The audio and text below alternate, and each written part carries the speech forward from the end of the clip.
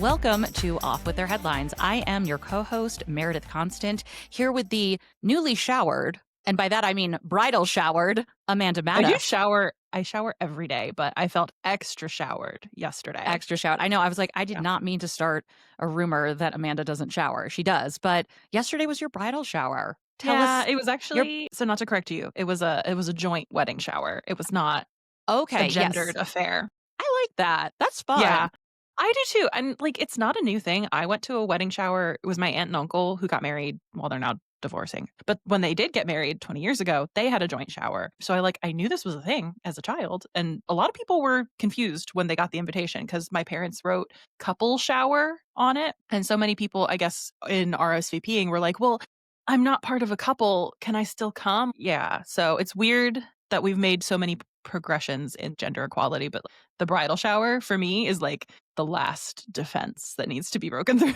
I don't know why historically it's a bridal shower. Is Yeah, it because it's probably something the to do with women need the cooking stuff and we don't want the men to see the lingerie or something? Is probably that maybe like what it is? you're preparing the young girl from your village to go off and marry the guy from the village down the road, and like they have to teach her about penetrative sex and round up all the chickens she's going to take with her or something like that. That's probably what it is. Yeah. I love it. I love it. The best part of waking up is hearing Amanda say penetrative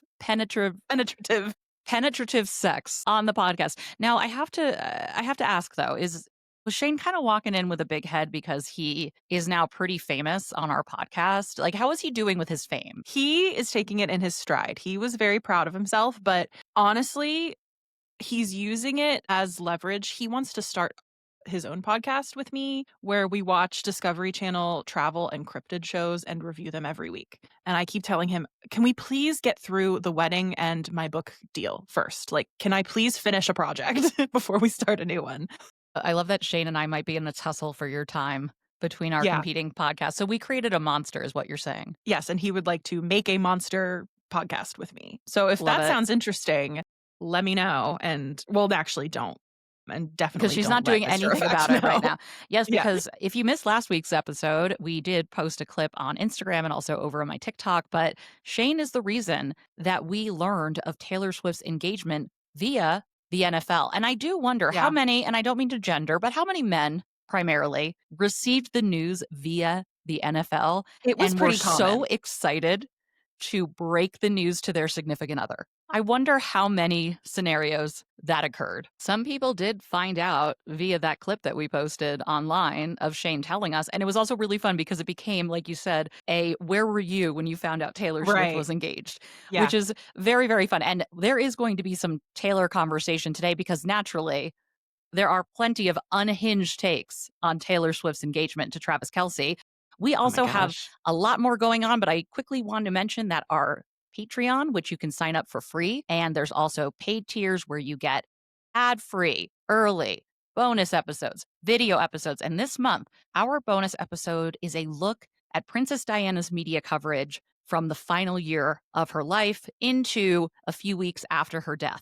And if you want to see a pivot, a hard pivot from the media, this is it. This is a ton of research. We're also going to have clips from newspapers at the time, and it's going to be really, really good. Amanda's like, oh, we're recording this after. So Amanda's like, okay, this is what we're getting into.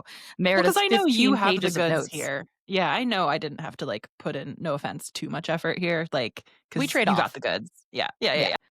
Arby's, we got the meat. Not sponsored, but I'm not above shilling. So obviously you can find us over on Patreon. If you want to watch videos a week later, that's over on YouTube, and everything else is in the show notes. So let's go ahead and get into burying the lead. Amanda, are you ready for this one? I'm really excited for it. It's so good. So this article is from Hello, there's an exclamation point, magazine. Hello. In the home section. So right now I'm vamping for Amanda to cut because it's trying to load this. There's probably 8,000 different. I'm going to open it in another tab. Can I just say while you're doing this, this is an article about Duchess Sophie and Meredith's fave, Prince Edward. My boy. Who, last week it's always a time on social media in the week leading up to the anniversary of Diana's death, but I sent Meredith the most unhinged social media post It was a picture of Diana standing between Charles and Edward, and it was like, when you realize she married the wrong brother. And people are like, myself included, what is this? We should have put that in what? Wait, oh my God. Okay, I really saw that wrong, and I thought it was Prince Andrew for a second. No, I it was was like, wow, Edward. we have It was learned Edward no who lessons. Edward was like, he was like 4 or 5 years younger than Diana, too. He was like 14 or 15 when they got married. Well, considering the fact that Charles married Diana at 19, I don't know. It can hardly get worse, but You know somehow what? someone on the Edward internet found would a way. have allowed Diana. He would not have been embarrassed if Diana had danced on stage for him as part of the ballet. That's or right, and he would have whatever she joined did. in. He would have joined in. She would have been a co-producer on Royal Knockout. So anyway, here's the article finally.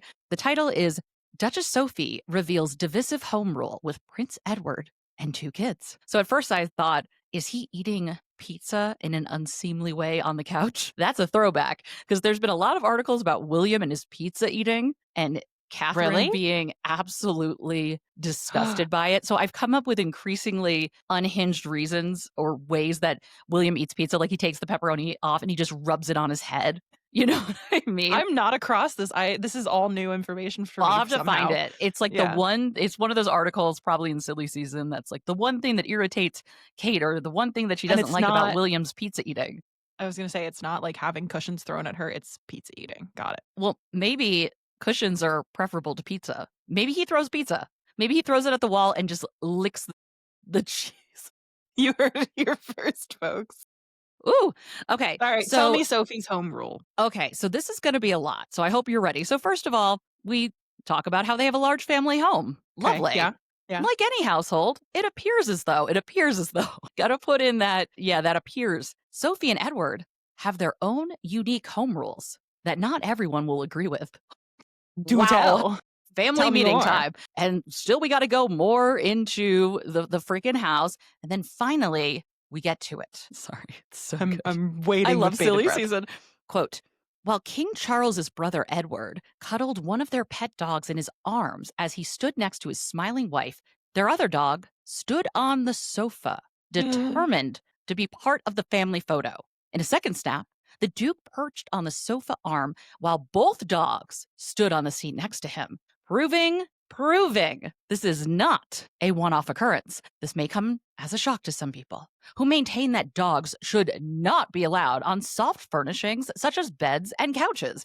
And then we go into a recent nationwide survey of 2,000 Dogs British on families couches? by a furniture retailer. And yeah, apparently this is pretty controversial. Is it though? Is it though, Meredith? Are dogs allowed on couches at your house? Yeah, duh. I have no control, of course. Now, granted, I have a very small dog. Yeah, sure. Well, I feel like they have small dogs too. It's English country home dogs. They're not like Great Danes. But listen, while it might be controversial, Sophie and Edward's stance on dogs on the couch, quote, the relaxed attitude to their dogs at home shows how down to earth Prince Edward and Duchess Sophie are, despite their high-ranking royal status. They let the dogs on the pillow cushions. You know, Relatable. we surveyed 100 dogs, and 10 out of 10 agreed they should be allowed on the sofa. They also agree treats all the time. It could be Just for puppies. all the treats. This article is so good. That's the only rule. That's the entire thing. It took me actually, at first I just was skimming it. And I was like, what am I missing? Where is and then What's the rule? Oh, the rule is they can have dogs on the couch. And it's proven because it happens not once, but twice in photos. What more do you need? That's all. Our work is done here. Hello. Goodbye. Do you ever think sometimes people who have to write these articles, because I am sympathetic to the churn that they need to participate in, there must be a moment where you think to yourself, this is not why I originally went to school for journalism. This is not what I had in mind. Well, I will say, I think I can talk about this now. I interviewed for one of these jobs. Do you remember this? It would have been either earlier this year or last year. I was interviewing for a royal editor position. Yes. At one of these magazines. I won't say which. But the job description they gave me said, you need to produce, I think it was 4 or 5 stories a day. Day to day. I remember that job. I think I ended up applying as well, but I remember that and thinking, if you are on the line for that many stories, you are going to produce something like this. Some random stuff. And like, to be fair, the role was specifically royals and celebrities. So you would be peppering in non-royal stories too, but that's the output that is expected of these writers and editors. So yeah, it stands to reason we do get some silly stories, but I was not expecting dogs on sofa okay to be a headline. Cool. Whatever it takes. Hello. Cool. Magazine. Cool. So I brought an article today that we could have put in Barry lead, but it's less silly. So I think it's in an appropriate position under the Decidedly headline. not silly. Decidedly not silly. And I'm putting it under can't stop thinking about, because the way that this story is being reported is really interesting to me. It was revealed, I guess, over the weekend, although it was from a book serialization.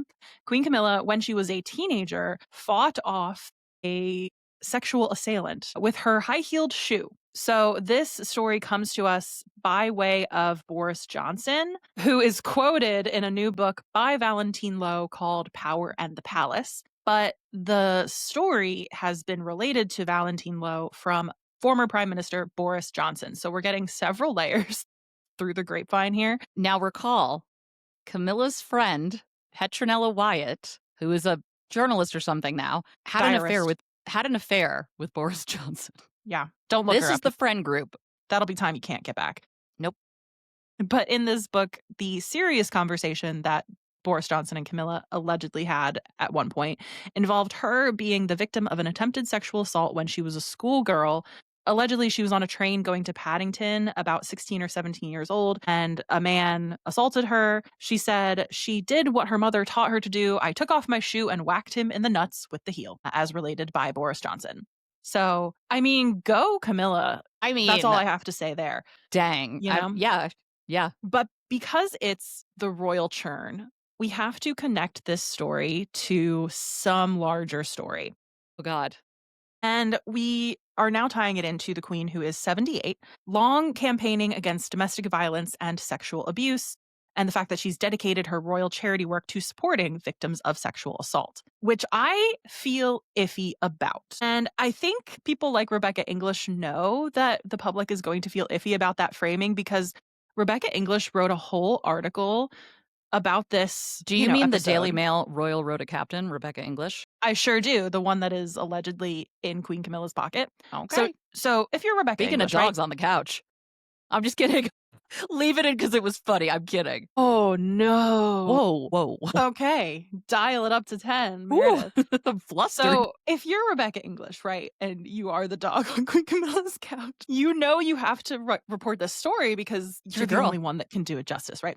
But you also know, like, I have to justify why I'm relating something that Boris Johnson told us that is, like, kind of just hearsay and is about a sensitive topic, a sexual assault. So she writes in her Daily Mail column, it's not exclusive, which I find interesting, about the episode. She kind of just rinses and repeats what was serialized in the Times. And then she kind of traces how Boris Johnson got the information and how Queen Camilla would theoretically feel about this story being made public, because I feel like she's trying to justify like why it's okay to write about it. Camilla is alleged to have told Boris Johnson about her ordeal in 2008 when he was invited to meet her at Clarence House as the newly elected mayor of London. The Mail understands, while she has never sought to make her own experience public, the Queen is pragmatic. It has now been reported publicly. A source close to her said, if reading about her own experience helps other women, then in the circumstances, she would consider that a positive outcome. Friends say the incident is something she has never hidden from family and friends. Indeed, she has, they say,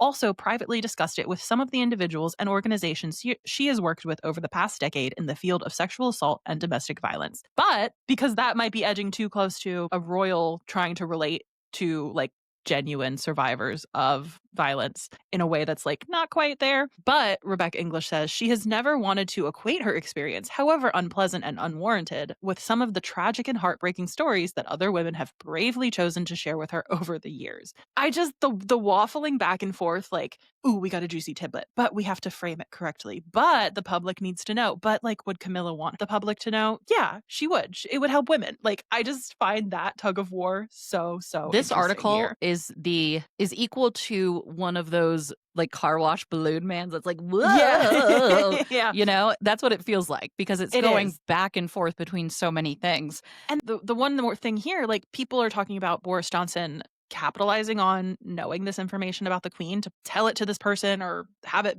be like a tidbit of information that he, yeah, like shares without her consent. Rebecca English writes, victims of sexual assault are granted lifelong legal anonymity to protect their identities from being published in the media or on social media forums.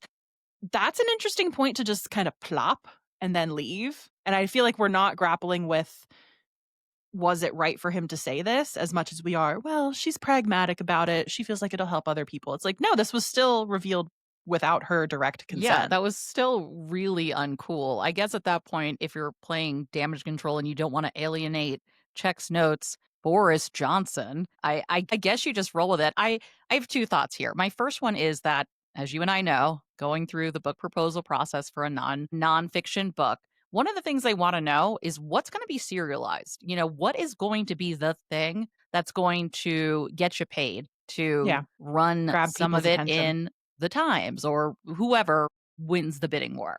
And so this was clearly, it's like that Princess Margaret book.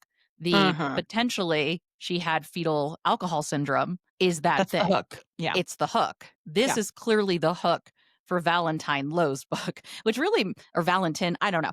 It really makes me wonder, like, what is this book really about? I feel like I want to look it up just to see. Right. What is it? The Palace? Our Palace.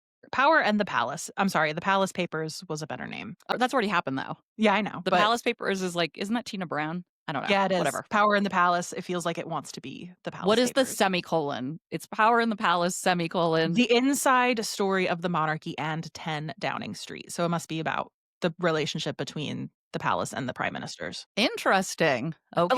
Like if this is the nugget we're putting in serializations, like is there anything Do we have anything good, like actual to I'm go not. off of? Yeah. The other thing I keep thinking about too is she does this work with organizations, and there's a way to tell this story and then to go, not that this is obviously not as serious of a story as it could have been. Like it could have been worse though. And there are people Right. that deal with worse. And that situation left me feeling so, and she was in the upper crust, society, and this Mhm. happened to her on the train. So like no one is really immune from it. It's kind of weird that it's never come up as a way to Hmm. connect with people. And it seems like maybe she reserves it for like in-person speaking with people that these organizations support. What I don't like about it are two things. Number one, it was published on Sunday, August 31st, which, as you know, That's Diana's death. yeah. So Wow. people really were like, okay, Rebecca English about that aspect of things. And Mhm. then I think just putting this story out there for social media fodder, which if we're being so honest, is how most people consume these stories. It invites a lot of discrediting of this experience for Camilla because, the perception of her is people call her a horse, lots of other choice names for her, lots of comments made about her appearance. I've seen a lot of remarks about like surprising because even as a teenager, why would anyone want to do that? And it's just like, can we not for 2 seconds? Yeah, because that's not how sexual assault works. Right. It's not about the hottest girl or whatever. And I think we turn to a lot of things that if it was someone else, I think if people were real honest and it was someone else, there would be people not talking about the situation in that light. It also reminds me that it almost sounds like it's told in that like cocktail version of a trauma story. I had someone say that to me, the cocktail party version of the story, where it's kind of turned into almost like a funny thing, where she's like, I know what to do. I took that shoe, and you're like, ah ha ha. But Yeah, I did what maybe my I mother told me. Yeah. I do wonder how much of it is like the real fear I do wonder what's around this quote in the book. Are we just using this report to illustrate how close Boris Johnson was with the royals? Because I also feel icky about that. Yeah, me too. Me too. I think we can file this under things we didn't need to know. It's not serving anybody, I don't think, for this story to be out there. Like, I don't even think it doesn't serve the organizations Camilla works with. It does remind people she has this cause and these patronages is like the on one. Diana, on the anniversary of Diana's death. Correct. Interesting. Yes. Anything else as we wrap up silly season here to get into?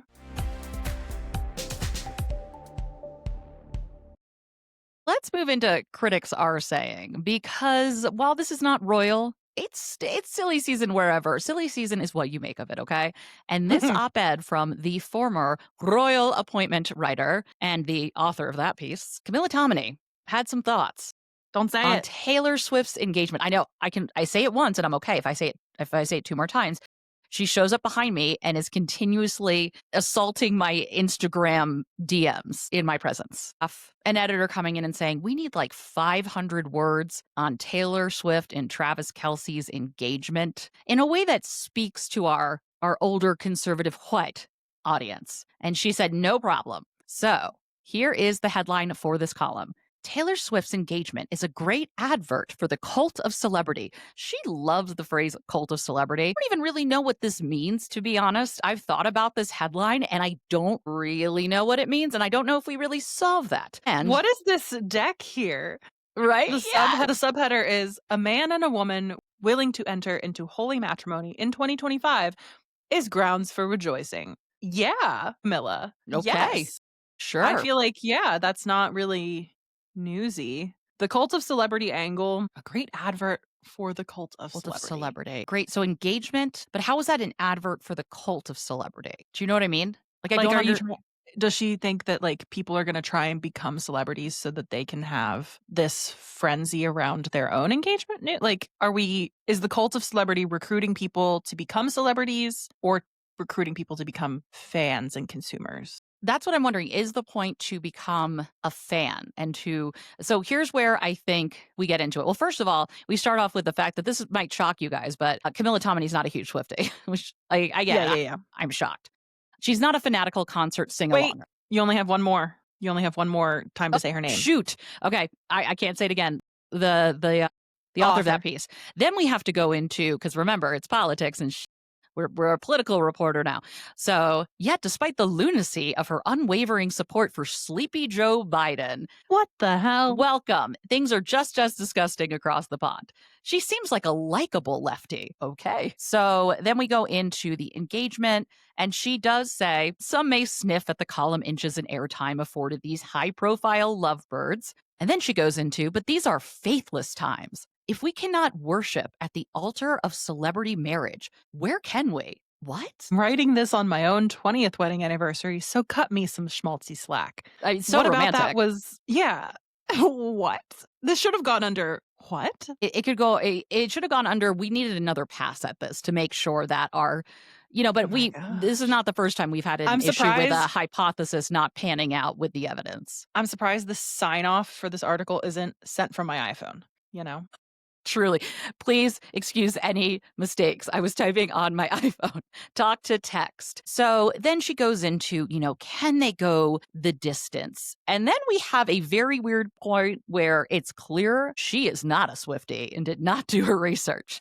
Because she goes into when, they get older and says, quote, even when she's no longer able to wear red lipstick without looking like a prostitute. Say what? Are we really shaming women for red lip? Okay. And he's having to resort to being a personal trainer to one of the Kardashian kids. Pause. On her recent album, Taylor had a whole dang song directed at Kim Kardashian. There is no universe where Travis Kelce is now professionally training Kim's children. Basic research. Also, her kids are theater kids. They're not like, I don't know. I don't see this personal training aspect, but, sure. I'm still waiting for the point. By the way. Okay. This might be the point. Maybe. Okay. Maybe. Quote, we live in a society without a common religion. God. Addendum. But we spend a lot of time attacking any religions that aren't Christianity. So it's giving. Never mind. I read ahead a sentence and I wish I hadn't. Sorry. Here we go. We live in a society without a common religion, one that appears to have turned its back on its traditions. Despite the reluctance of many young people to tie the knot, marriage remains one of the great institutions. A man and a woman, that's it, willing to enter into holy matrimony in 2025, something to be rejoiced, especially as fertility dropped to a record low in Britain last year. She goes full on turf, neo, like pronatalism in one paragraph. That's The Wild. great institution of marriage, which really is like a legal contract through the government. Mhm. You know what I mean? Not that it's not very important and lovely, and Like, if who's you to say find your they'll person, have a religious wedding, you know? I know that's another thing I'm wondering about. Also, clearly, this is not America, because in America, do you know how many people get married because of health insurance? Oh my Because god, it's or yeah. just not sustainable. Mhm. Yeah, there's a lot of them.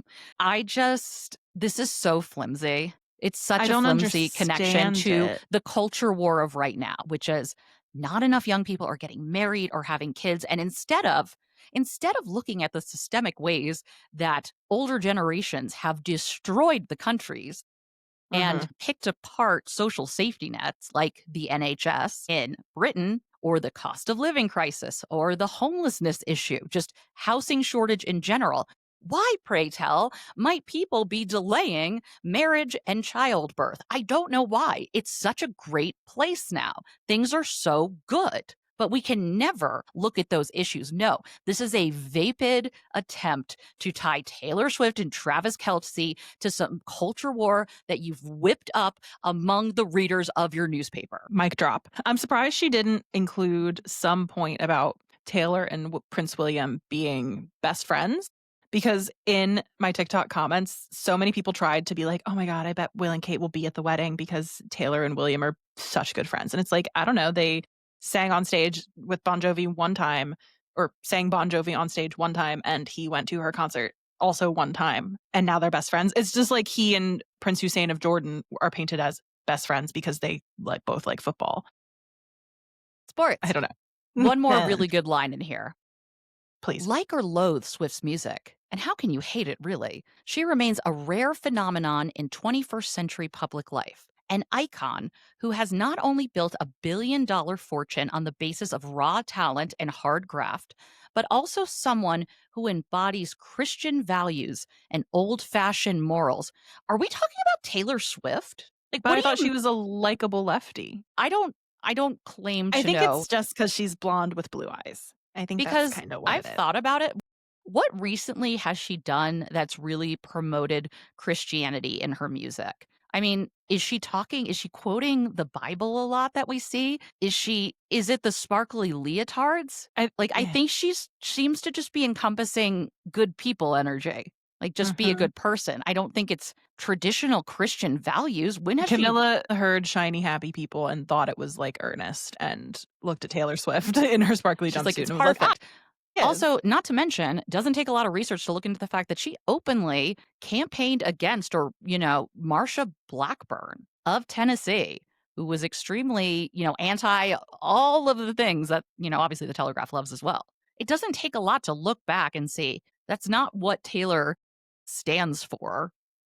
Like, I've never seen any proof of this, that she's like any of this stuff. Yeah, very weird. It's such a bad column. Congratulations. Well, transitioning to our style pages today, if Taylor Swift is living the life of a showgirl, then we have a princess out of Liechtenstein who is entering her own jeweled era, except it's already over because a wedding happened. Ooh, That she was really said, bad. "You belong with me, Leopold Maduro." So, See? yeah, this was so heartwarming over the weekend to just go back to a simpler time when we're not fighting over jam or who gets Taylor Swift in the divorce. We're fighting over, does that royal wedding dress look good, and should she have worn another tiara? So we had a royal wedding in Liechtenstein. Princess Marie Caroline married a Venezuelan investor named Leopoldo Maduro, who is the apparently grandnephew of one Gustavo J. Vollmer, who is like a very prominent philanthropist investor in Venezuela, or was. I only know like one other Venezuelan public figure, and that's the designer Carolina Herrera. So I Googled to see if they were connected. Indeed, Gustavo Vollmer was a fifth cousin to the ex-husband of Carolina Herrera. So Not everyone's related, Amanda, and then you proved they me were. wrong. No, like I just had a feeling like these moneyed circles are so Small. incestuous. Yeah. So the couple, they looked very happy. So I'm going to say happy couple. They tied the knot over the weekend at the Cathedral of St. Florin in Vaduz, Liechtenstein. She was wearing this amazing, like bohemian romantic gown. You saw the pictures, I'm sure. Yes, I did. It was very gauzy, and she had this stunning veil which was blowing in the wind, but like in a nice way. with this Yeah, lace not in a trim. chaotic way. Right, which we have seen, like, a chaotic royal wedding like that, when the Duke of Westminster got married last year, Yeah, yeah, yeah. and the wind was not on that bride's side, unfortunately. The veil was held in place by the, quote, "spellbinding" Habsburg fringe tiara, which dates back to 1890, so this is one of those very pointy tiaras that I think everyone loves them because they remind people of Anastasia, the animated That's movie. actually, yeah. I think that's part of it. This tiara gives you a clue of like what the Liechtenstein royal house is all about. It's not a monarchy, it's a principality. And they are filthy rich.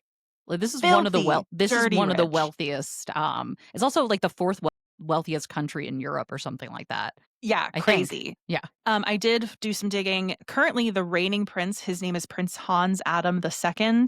He does have a regent. It's his son, Prince Alwa, who is the bride's father. So she's the grandchild of the current reigning prince and the daughter of the regent. The reigning prince's net worth as of 2022 was estimated at about 6.2 billion, which makes him the 380th richest person on planet Earth. Most of that money is tied up in a family trust, some art investments. I think most of the Liechtenstein National Art Museum is made up of collections that technically are personally owned by these royals.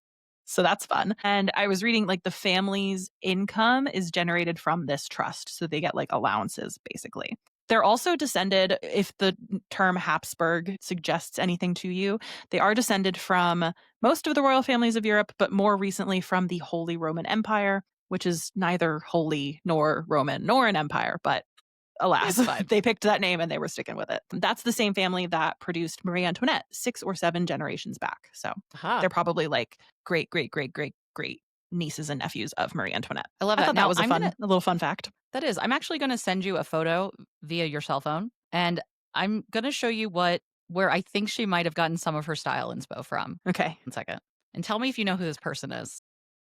I'm going to say, based on nothing, Countess Luann. It's not, but that's very funny. It's Teresa Giudice of Okay. the Real Housewives of New Jersey. And the only reason I bring it up is because the tiara and the high hair and the veil for Sure. a second Okay. gave me that feeling. I think, here's my thing. As long as you feel beautiful on your wedding day, that's what's important. I don't Did you not think like it? I'm okay with it. I think I think it's so pretty. for me personally, it's too much going on. Okay. I want I want a different thing with the boho style of the dress. Like, I feel like I like the dress separately. I Mhm. like all the accessories. I don't know if I love them You together, don't though. like massive tiara with boho dress? I can understand that. For me, it's just I think the dress is beautiful, though. Like, all the elements are super beautiful, and I don't think it's just like, "Could she wear that?" It's just not super my style, and again, I have been ruined by Teresa with her very high hair and crown, pointy crown as well. Crowns Maybe a she likes lot. Anastasia. Maybe she likes Anastasia. Listen, this woman looks better than Teresa did on her wedding day. Please, no shade. She's gorgeous. I just don't know if I love all the elements together. Maybe it'll I grow have a on s me though. I have a separate one I need to send you to get your take on, Ooh, okay. and I don't remember when exactly it was. Here, you search for it and I'll give a little more info. So, the other piece of jewelry that she wore were earrings, which her mother has worn before. They are from the Royal Vault or the Princess Trust. They're part of something. And they are these drop earrings with diamond ribbons suspended from a diamond frame.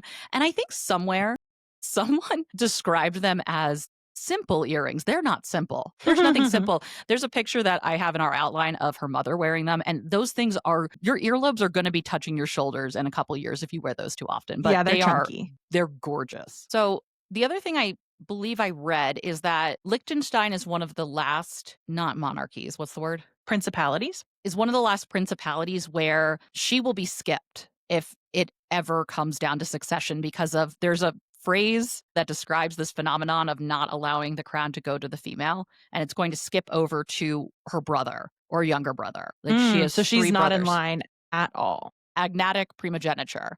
Okay. And apparently, according to the article I read, it is the only European monarchy that still uses it. So Princess Marie Caroline holds no place in the line of succession, nor will she pass on her titles to any children. So it'll be Hmm. her brother, and then she was born. She's the only girl, second child, and then there's 2 younger brothers. So they Okay. still use that They still use that way of handling the line of succession. Interesting. Landed the plane. Okay, let me look You at this sure photo. did. So I sent you a picture of her brother when he got married in 2022. This is Prince Joseph Emmanuel, and I'm curious what you think of his bride's outfit. She did not go with a tiara, but she did still have that like boho influence. What year did she get married? 2022. That makes sense. We are very much giving that like cottagecore Reformation It dress style where it's the corseted bodice where you see the boning and it goes down in that the basque yeah, waist that she has on like this a drop dress. waist almost. Yeah. And very poofy, voluminous uh sleeves. And then it is off the shoulder and then it ties at her shoulders. Yeah. It's like hoisted. You don't like it? I love this kind of dress. But It's I not just as a think we're wedding doing dress. too much. I think again, But there's no tiara. there is no tiara. I do appreciate the overall look without if there was a tiara, this is like too much. All right. I like the other dress better though, actually. I like her dress better. These sleeves are throwing me off. It's like someone took the pillow shams, just took them off and we're like, here you go. Yeah, fair enough. I just Well, if you ever want to like just browse through recent royal weddings that have happened, it's called royalwatcherblog.com and they do a roundup post every year, like all of the royal weddings oh that my have gosh, I happened love in that that. year. Yeah, it's fun.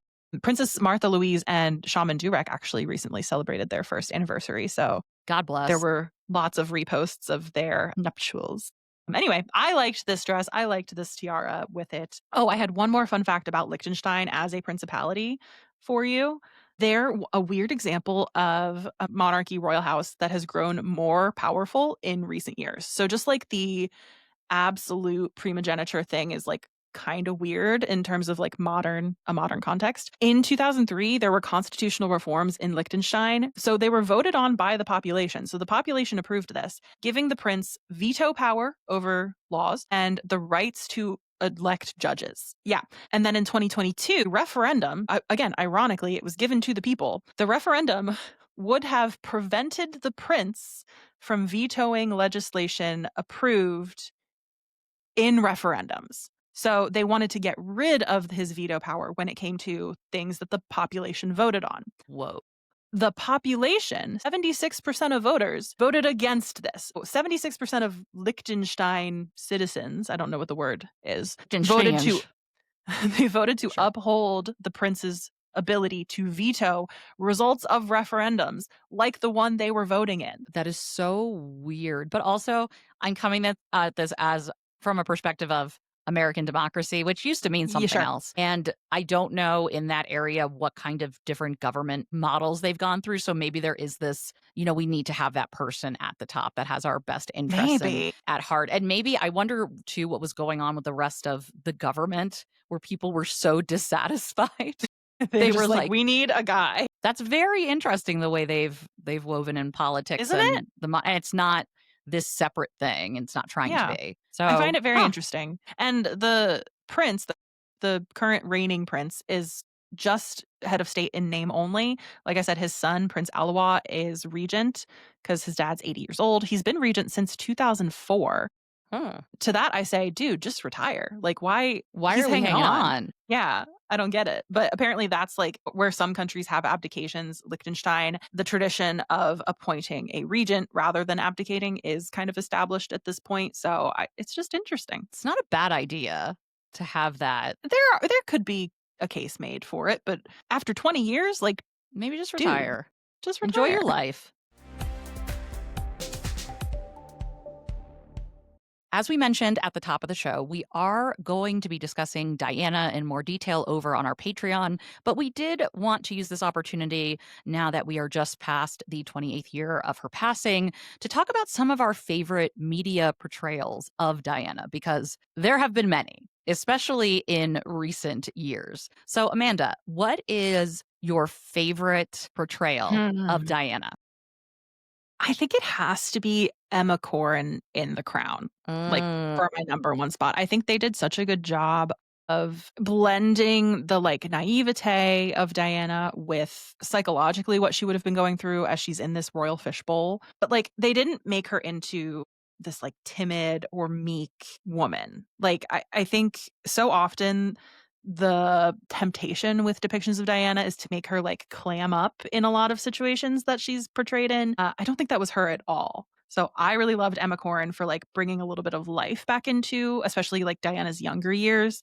I didn't really love Elizabeth Debicki's depiction of her. Okay, that was gonna be my hot take, and I think part of it is in terms of The Crown, I agree with you. The best portrayal of Diana is Emma Corrin, and actually, this is an interesting little fact. They, were obviously very young when Diana or I don't even know if they were alive when Diana passed. I don't know when Emma was born, but their mother looks a ton like Princess Diana, and apparently on the day Diana died, Emma's mother went in a London coffee shop or some store, and people just audibly gasped because she looked so much like Princess Diana. And apparently, Emma was actually there for auditions, helping people read for Camilla during auditions for Camilla Parker Bowles during The Crown. But the directors, everyone ended up liking them so much that they put them in the show. And in some ways, it like almost shouldn't work because although they look a lot like Diana, obviously it's not the same stature, but it works. The thing with Elizabeth Debicki is she looks just like, I mean, you did it. That is Diana. That's Diana's build. That is Diana. That's the looks. It's everything. I think. And I wonder if we would like her portrayal better if the writing was better, because it felt like with The Crown, once we got to season 5, it went off the rails and it wasn't Diana. It felt like these were complete, like everyone had It a lobotomy. felt Oh my gosh, it felt like such an overcorrection because in the seasons with Emma Corrin, there was a lot of criticism of Josh, what's his face, the Rat Boy O'Connor. Summer guy. Yeah, Josh O'Connor's depiction of Charles. Friends of Charles were mad. They said this is nothing like him. It felt like, and then in season 5 and 6, we did a complete 180 where we threw away all the characterization of Diana and made everything like an apology to Charles. Tell me why Diana's ghost was absolving him of his sins by the end of that show. That was wild. I have to say, I tapped out when Queen Elizabeth came, or not Queen Elizabeth. No, Diana came back to Queen Elizabeth as a ghost, and I said, Right. "I'm out. Why I can't is do this she like, anymore." why are we letting yeah, these people should Because not know that's peace. not the story. By the time No. Diana passed, she was it was still very new, the divorce. We were only like a year out from the divorce at Huh. that point, and she was seen as a real threat to the monarchy, and none of that comes through. She just looks like it's this sanitized version, and I do wonder if they stayed consistent with the writing, would we like her depiction more than we do? But there's something about that Emma and Josh, those 2 seasons, It was so good. they are so good, and if you're going with this idea that this is loosely based on reality, then play that through. Then you shouldn't be afraid of the monarchy or people close to Charles getting all mad at you. Yeah. You know what I mean? Yeah, it's a real issue with that series where we're very comfortable with this unflinching look at the monarchy when it comes to the 50s and 60s, but in the modern era, they didn't wanna go there, and I think that made for a really weak Diana especially. Yeah, it's almost like Yeah. we needed part 2 of this or the final season, final 2 seasons in 20 years or something when Yeah, we're even further removed.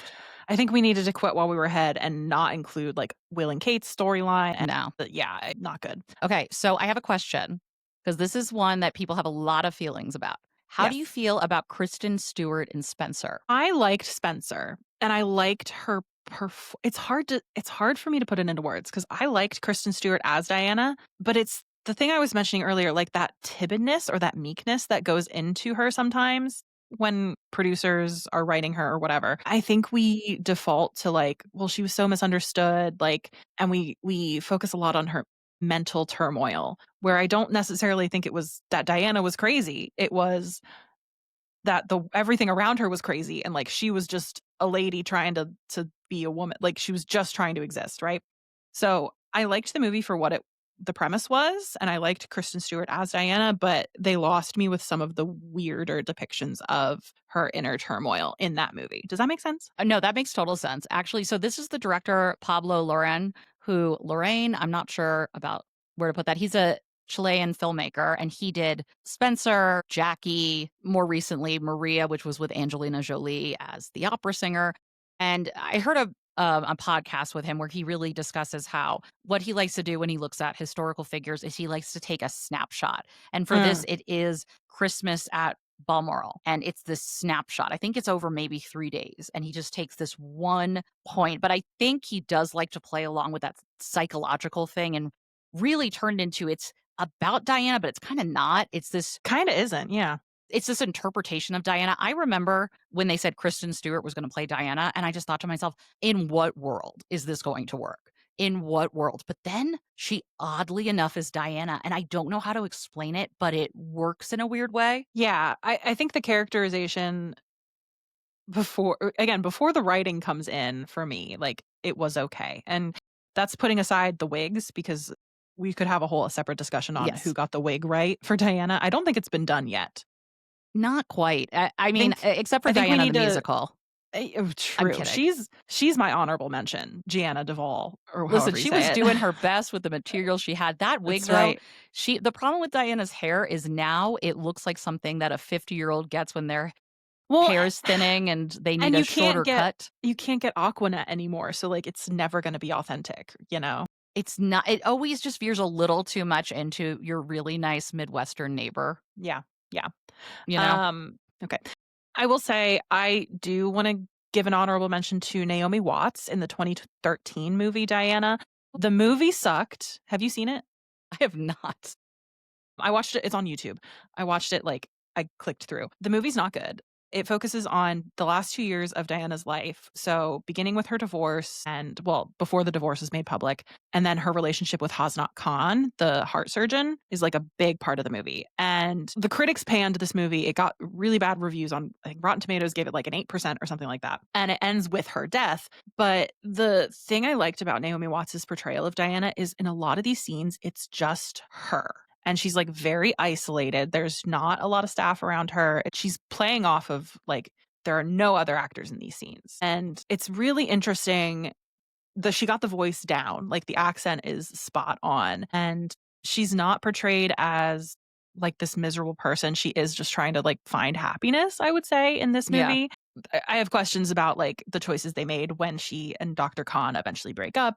They make it out like she goes after Dodi Fayed to make him jealous, which, like, I don't know necessarily. From my research, I don't know if I buy that. Yeah. So the movie questionable, but Naomi Watts' performance I think was actually very good, and she, with a better script once again, could have gotten a lot more celebration for this role. It sounds like a good concept, and I think to that point, the really showing her isolation Yeah. and increasing just, just kind of like not knowing who to trust or where to Yeah. turn or who, I think that's really important to show in her ending. I think too many portrayals of Diana, especially the crown, end up really sanitizing the monarchy's role Yeah. in how everything played out and also the press. Definitely, definitely. And So there's a part that's in where I this come down. movie.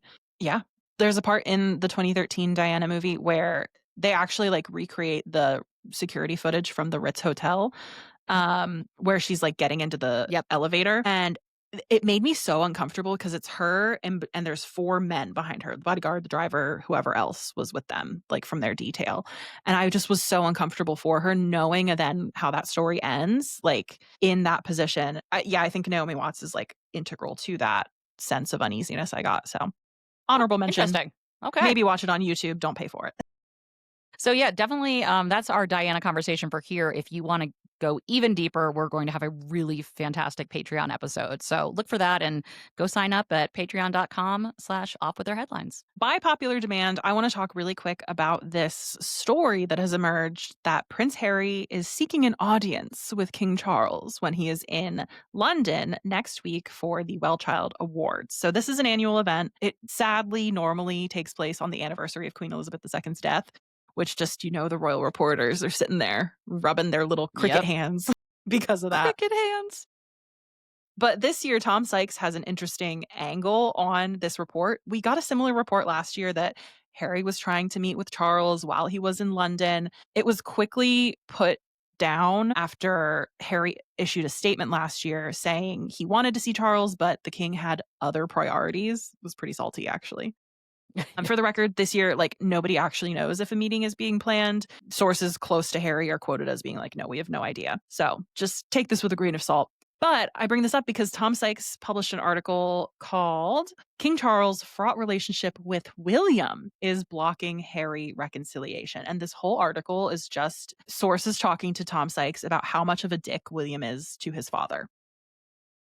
That line about Charles is hugely afraid of making his relationship with William even worse than it is. So Yeah. he's afraid of William, and Yeah. the relationship is bad, which, recall, Omid Scobie wrote that in Endgame, and everyone was mad at Mhm. him. That's not Yeah. true. They're in lockstep. Look at how that is crumbling a few years in. The crux of this article is that William and Charles have a much worse relationship than people realize. They're at loggerheads because William thinks Charles' monarchy has not modernized as much as it should have. William also disdains Charles' prioritization of duty over one's health and well being. It's like, okay. Charles, So, on the other hand, can I just say something really yeah, quickly? yeah, yeah, You're yeah. both upset that Charles hasn't modernized quickly enough. It's been like, what, 2.5 years or something? And he has And cancer. so you're upset about that, but also he's been battling cancer and has still done more engagements than you, and you're also upset that they don't prioritize health and wellness enough, like, pick a lane. William is thinks that Charles going out and doing so much while he has cancer is making him look bad. I think that's really what this boils down to. Charles, on the other hand, thinks William is shirking the most basic element of the job, appearing in person all over the country, rain or shine, prioritizing family life over royal duty. So basically, the sources are now telling Tom Sykes Charles is afraid of making his relationship with William worse. And one of the things William is like drawing a line in the sand over is whether Charles grants Harry an audience, thereby effectively readmitting him to the royal fold. This is so interesting. My first thought is, Tom Sykes, who wrote this piece, was part of the Etonian set. Mhm. He is in these circles, he's talking to these people. I love a Tom Sykes article. I just Sometimes they think are just juicy. it's such a good psychological snapshot of what is going on in the minds of people orbiting the This upper royals, I think. crust. Yeah. And this to me shows that the cracks are starting to show, and both camps want to get their side of the story out there in some way, shape, or form. And I keep thinking, like, who does this story really benefit? Because it makes William look both like they put in there Good about the and Prince bad? Andrew thing, good and bad, Yeah. kind of like a tyrant though, and it kind of also adds to this drumbeat of like, is he doing enough work for a ceremonial head of state, kind of. And for Charles, it also makes him look weak because why can't you get your son in line or your brother, Andrew? On the side of Harry and Meghan, Harry specifically, a benefit of having this kind of story out there is that it could put pressure on the palace, on the men in gray, to arrange a meeting between Charles and Harry because of optics. So Because he these doesn't people, look weak. yeah, and yeah, so he doesn't look weak.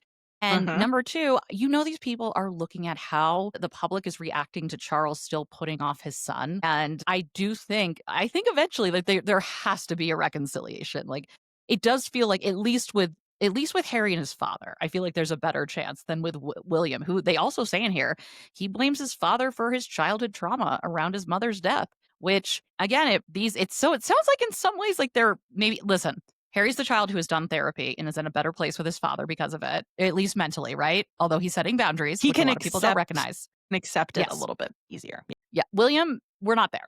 We are definitely not there. This is fascinating, though. So, what do you think the over under is that we will hear about a Harry and Charles get together summit? I think we'll hear one way or the other. I think we'll get an official update from the palace on like, yes, it's happening. No, it's not. I really think that's the point we're at. Like they kind of have to. Very important question.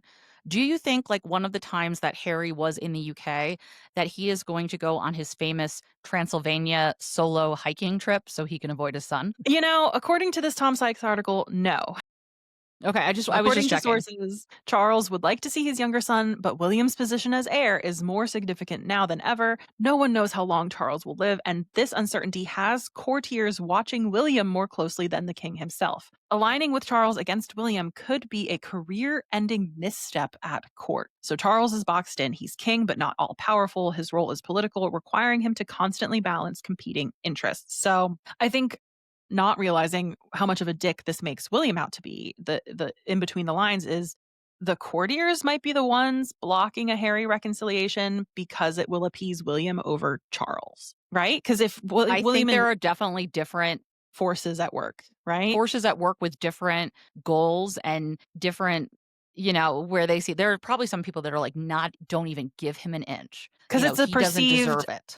absolution of Harry's crimes against the But monarchy, also, if you're gonna keep Prince Andrew in the fold, like, right? come And they do on. talk about like William's hard line has been over Prince Andrew. William just cut him off completely. It's not appropriate to have an alleged sex offender breaking bread with the royal family. I'm sorry, then why were you in the same car as him at Balmoral last summer? I got I have questions. questions. Ultimately, in this article, they do slide in a little.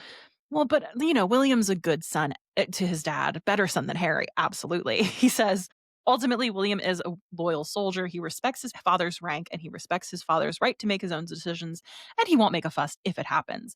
But he thinks a Harry meeting is a terrible, terrible idea. If there's a Harry just meeting, slide that in there there. is going to be so many sources close to the Waleses Yeah. say we're going to get so many of those. Roya Nika is going to come back from holiday and she's going to dive right in, right into the story of painting everything William is doing right now as perfect. And actually, that transitions really nicely into our final category, obituaries. We I'm need. I'm Sorry, curious what we're mourning here. we're not mourning. We need this to die.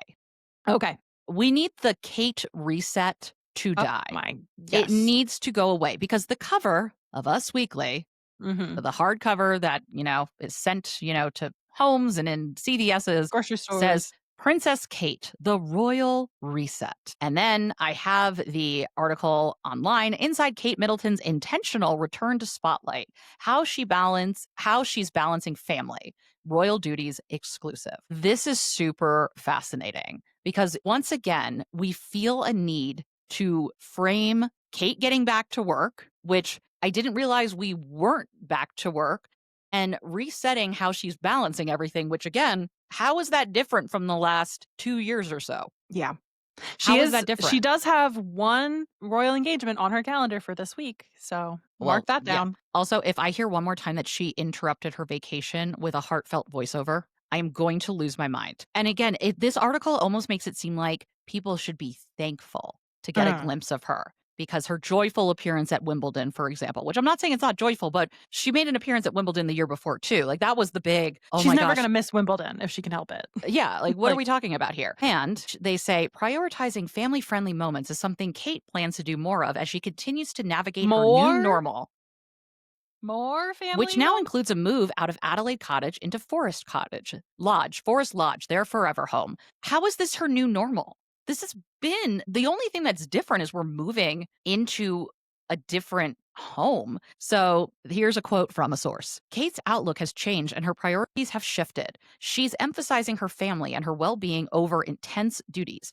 It's a decision that Kate and William made together. They've established limits on what they will and will not do to protect their mental health and home life, says a second source. While they take their responsibilities very seriously, they're not afraid to say no when necessary. I don't know how this squares with traditionalists, with the crown above all else. I don't Yeah. know how this It works. doesn't. It simply doesn't, and that's why you have articles like that Tom Sykes one comparing and contrasting Charles and William and talking about the tension in courtiers, like, trying to figure out which way the wind's blowing. I think if we're going to be really honest, I don't think they really want to work that much. They I don't. don't think Kate really wants to work that much. And I'm not even seeing it's a bad thing, but the way we are trying to frame it, I And get why the they have to fact do it, but that we're putting the cart before the horse because the British monarchy has this established tradition of the royals being very visible, being this part of the fabric of philanthropic life, of the culture. Like, you can't just say, I'm disengaging from that system and continue reaping the benefits of the system. because you're also saying that the system doesn't work. And you're saying Right. that, I think inadvertently, you're saying that some of the things that were pointed out by Harry and Meghan when they left are true. That it Uh-huh. is hard to prioritize and protect your mental health in this system, Yeah. right? Like And suddenly that's important. protect your family as a separate institution, right? Like, that's another thing that Harry and Meghan were looking to prioritize, the well-being of their children. That's what we're saying Kate is trying to do now too. Yeah, again, the intentionality, which is such a buzzword these days too. Quote, she realizes her health is key and defers to her medical team, which is something we've heard a lot. It's not Kate making decisions, it's her medical team. Kate listens to her advisors, but ultimately it's up to her doctors. They guide her decisions, says the source, noting that it's essential for her to keep her stress levels down. So again, we get that drumbeat of Interesting. it's not Kate. No one's making decisions but her doctors. Like that's where the buck stops. And then we get it's quality over quantity when it comes to how she approaches her royal duties, says royal expert Richard Fitzwilliams. Here's a part that is very interesting in light of the royal ascot, where she was on that list and then removed, and then they said she was never supposed to be on that list. It was a mistake, right? It says, quote, "In the past, royal engagements have been planned out at least 6 months in advance," explains a royal expert. "But Kate and William are doing things differently in light of Kate's circumstances. Royal aides and event planners often receive short notice days in advance. Due to Kate's day-to-day health assessments, there can be last-minute decisions," says the source. So that is laying the groundwork for, we're going to do our best, but when she suddenly is removed from a royal ascot list, maybe in fact it's not because of an error that an intern or someone made. Maybe it's because now we're going to have these last minute assessments. And I'm not here to say, like, I want to be careful encroaching on what her health is, but at the same time, we really don't know. And the palace, Kensington Palace, has not given us a lot of reasons to believe anything that they Right. say, Right. nor have royal reporters. Yeah, no, the normalization of, it's her day-to-day health assessment. I'm sorry, maybe it's different if you're going through cancer. Are you talking to your doctors every day? Can I go to work today? No, sorry, you can't. I Doesn't look don't good. quite understand it. I recognize that we don't know a ton about Kate's illness, But she but also announced she was in remission earlier this year. the wording, the fact that the wording is so Is so confusing. inconsistent. Yeah. Something, and I'm not even saying it's nefarious, the cover up is usually worse than the crime. Like, something Mhm. is going on here. And actually, I saw a really interesting TikTok that compared the current moment we're in with Donald Trump and if he is I was gonna write alive. this for Substack, yes. It's a Yeah. real someone made a really good video about it, and how it's kind of reminiscent of the missing Mhm. Where's Yep. Kate, because we have no reason to believe, really, the White House Anything. Yeah. anything. I think what is different, because I thought about compare and contrast, what is different is the royal rota is pretty much all under lock and key when it Mhm. comes to towing the palace line. There's very rarely do they step out of line or for very long. Somewhat of a difference is although there are people in the White House press pool now that you're like, well, what are you doing there? We do have outlets that will confront what's going on with the president. What do we know? What do we need to know? Asking questions. So there's a little more, dare I say, accountability, but not much. But I thought that was There's a really good parallel. Yeah, no, it is. I'm gonna go write that newsletter after we finish recording here. I was thinking about this too, like, the demand for information is different on both sides too, right? Like, Kate's not the head of state. Yes. She's, I think, within her rights to have a health condition and tend to her well-being. Yes. It's when you expect to still reap the same rewards from your position that I'm like, I don't know. But on the flip side of that then too, like, someone like Donald Trump, if he did go in for a procedure, which is what I think happened, I think the public interest there demands You're that supposed to be know. publicized. You're supposed to know. You're supposed to know, like, when Was JD Vance president in charge while that when happened? when a president has a colonoscopy or something, Mhm. the vice president is in charge for the 30 minutes they're out or whatever. Yeah. It's a big deal. But we've gotten to the point, and this is what can happen when you normalize the fact that we actually don't know anything about Trump's health because they won't release actual information. And there's like a fake doctor that said he's basically a football player and Healthiest in person I've perfect. ever seen in my life. And we've just normalized that as it's a lie, but okay, it's a lie. But then it's what else are they willing to lie about? Right. And that How does far does it. that go?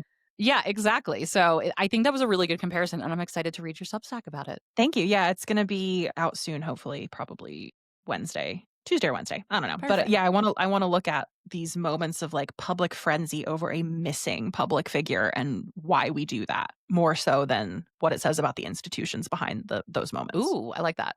Sounds good to me. I'm sold. Yeah. Cool. All Huh. right. So we've had a lot of moments in this episode that could have gone under the umbrella of what? But What oh was that my headline? really quick, we wanted to add in a baffling story, which I'm not buying. Are you buying what they're selling, Meredith? I am not, but That is Rudy Giuliani, former mayor of New York, who America's apparently mayor. apparently Wait, is you getting the don't remember presidential. that? No, I was a little too young. He was America's I cannot I tell kn you the yeah. goodwill that Mhm, Rudy Giuliani had. mhm. He burned through so much Well, capital. apparently he's getting the Presidential Medal of Freedom. Donald Trump's Truth Social account put Of that out course. recently. But he, anyway, was also injured in a car accident over the weekend. The thing that I'm not buying is what was put out that he was doing in the lead up to Can the I accident. may I read you Please do. the official statement? Yes. On the evening of August 30th, 2025 in New Hampshire, Mayor Giuliani was involved in a motor vehicle accident. Prior to the incident, he was flagged down by a woman who was the victim of a domestic violence incident. Sure, Mayor Jan. Giuliani immediately rendered assistance and contacted 911. He remained on scene until responding officers arrived to ensure her safety. Following this, while traveling on the highway, Mayor Giuliani's vehicle was struck from behind at high speed. He was transported to a nearby trauma center where he was diagnosed with a fractured thoracic vertebrae, multiple lacerations and contusions, as well as injuries to his left arm and lower leg. What? Some more serious stuff and then the reactions. So that statement comes from Giuliani's security guard, Michael Ragusa, and New Hampshire police, where this incident took place, did confirm officers were investigating a reported domestic violence incident when they saw the crash on the opposite side of the road, which doesn't necessarily to me mean Rudy Giuliani was the one to call in the domestic violence, whatever. So are they saying, I am He so. picked up a woman from the side of the road. Yes. And we're supposed to think it was a domestic violence survivor. And he just is so respectful and loves women so much that he stayed with her. He called 911. And then as he was leaving the scene, I think we're supposed to extrapolate that somebody rammed his car, Like, how possibly because he far- helped this person. How far after this incident did that happen? Is the victim in the car with him still? Also, I'm so confused why they even included this because it sounds mad shady. Unless there's a toxicology report that's going to make you feel real bad. And they're like, we got to get some goodwill about Rudy out there. I This think is it's the most an bizarre alternative. thing. It's alternative facts for why this woman, presumably a woman, would have been with Rudy. That's my take. Oh, I did Yeah. not even think, because what? Yeah, And that's he my hot stopped. take here, He stopped allegedly. on the highway? in my opinion. I doubt it. Anyway, I wanted to read this Drill tweet.